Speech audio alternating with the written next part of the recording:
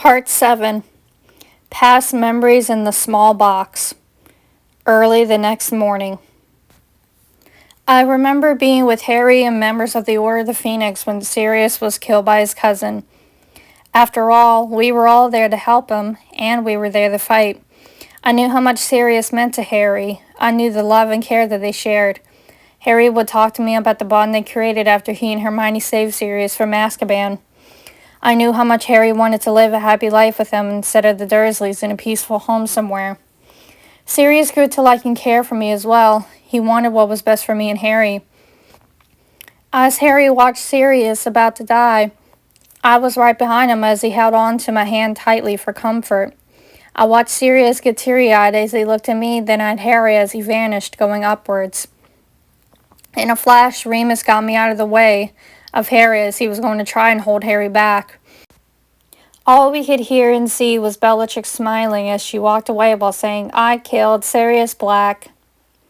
The angriness Harry gathered in a split second by looking at her as he screamed with hatred and pain. The heartbroken look on his face just made me cry even more. My heart broke right along with Harry. Sirius was the only true family Harry had left. In a way, he was like me.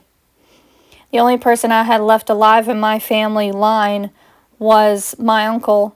I thought Remus would hold Harry tightly, but he instead let Harry go. We watched Harry run towards Bellatrix as I was about to run after him. I yelled, "Harry, wait." But Remus laid his hand on my shoulder and said, "No, Paige. Let him go. Let him get this out. He needs this moment alone." We waited and waited for Harry to see him come back, but he didn't. After a few minutes of looking, I found Harry crouched down on the floor next to Dad. I gasped as I gazed and was confused by everything in sight that was in front of me happening. The room was a mess with broken glass and sand all over the floor. I knew exactly what all of this was. I knew Dad must have fought against Voldemort. Voldemort quickly vanished just as the Ministry showed up to see the proof that he was indeed back. I ran up to Harry and Dad as I got on my knees in front of Harry. Dad stood close behind me on guard as he looked down at Harry. Harry glanced up and noticed it was me. "Harry, you're all right. You did it. I told you that you could fight against him." He didn't say anything as he got into my arms and cried his eyes out. "Shh, Harry, it's okay. I'm here. Dad's here. We're all here for you. We're going to help and make sure no one else dies in vain. That's a promise." I turned my head and glanced at Dad as he couldn't say a word and looked over at the head of the Ministry, Mr. Fudge. He's back," I heard him mutter. "Well, no shit, Sherlock. Dad tried to tell you, but you wouldn't believe him," I thought to myself. I've never seen Harry so heartbroken more than that fateful day. It was horrible to see him like that. He practically broke in my arms, and I've never seen him like that. He never showed such emotion in front of us. Maybe he felt comfortable and safe and sound around me. I hate to see him upset. It shatters my insides. I've continuously tried to be there by his side through it all, even when he tried to push me away countless times. It worked on everyone else, like Ron and Hermione, but not me. Eventually, Harry grew to open up and trust me as he learned that I wasn't going anywhere. I was quite stubborn, but he couldn't get rid of me. This is how we got closer, as we do have similarities. I was there, plus he knew I was like Dad in certain ways. I recall something Hermione told me one evening in the common room before they had to leave. "Paige, the only time Harry seems truly happy from what I've noticed is when he's with you. He's happy when he's with all of us, of course, but with you, it's different. It's like there's joy in his eyes and he doesn't stop smiling." "Do you think he loves me more than a friend?" "I don't know exactly, Paige. I'm sorry," she responded. "I mean, it's obvious that he likes Ginny, but the more time goes by, the more he seems to love you more or something. I'm not ruling out the possibility that he likes you as something more than a friend. After all, you and Snape are together, but who knows what will happen with your relationship." "Yeah, I understand what you mean. As the future is unknown, I'm surprised Harry's been so supportive, knowing that Severus and Harry dislike each other for certain reasons. You two are close friends, Paige. Knowing how Harry is, I don't know why he wouldn't be supportive. Even though me, Harry, and Ron are fully fond of Snape, that doesn't mean we aren't going to support your decision and what you do. And that's another reason why I love you guys so much, I responded as I smiled and we hugged tightly. A tear fell down my cheek as I faintly smiled with sadness from the memories. I didn't think I would miss my friends this much. Maybe it's because I've been around them for years and this is the longest I've been without them. It doesn't feel right. I sighed as I walked into the common room and sat by the fireplace. I looked down beside the fireplace and saw a small black box with a red ribbon wrapped around it. I leaned down, picked it up, and opened it as I saw a small rolled up note with a small square picture. I unrolled the note as it read, "Paige, your father wanted you to have this, and he gave it to me to keep until this Christmas Eve. Cherish it, always. Merry Christmas, Paige. Love, Severus Snape." I picked up the photo in my hand and looked to see that it was of my parents, and they're holding me from when I was a newborn. Mom was holding me in her arms, wrapped in a blanket, and Dad was smiling beside her as he looked down at me. On the back was small handwriting, Paige Allison Dumbledore's first day at home.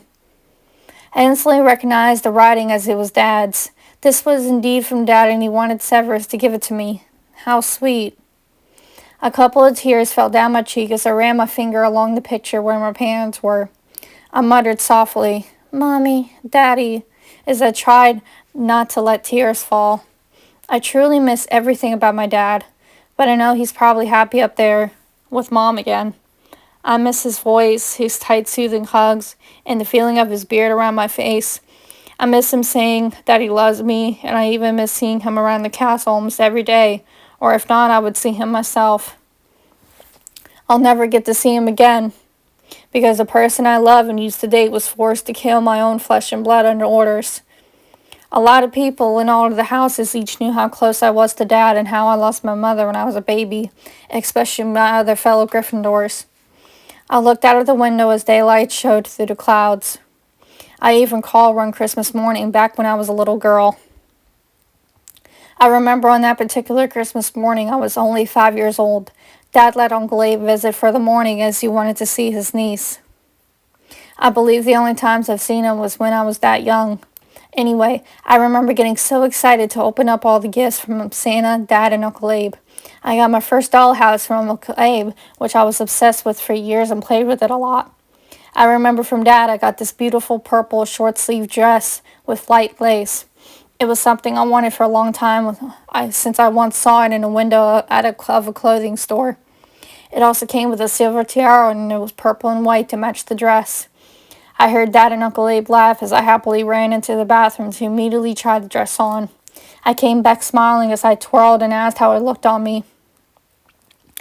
They said I looked like a beautiful princess, and I surely felt like one in that outfit.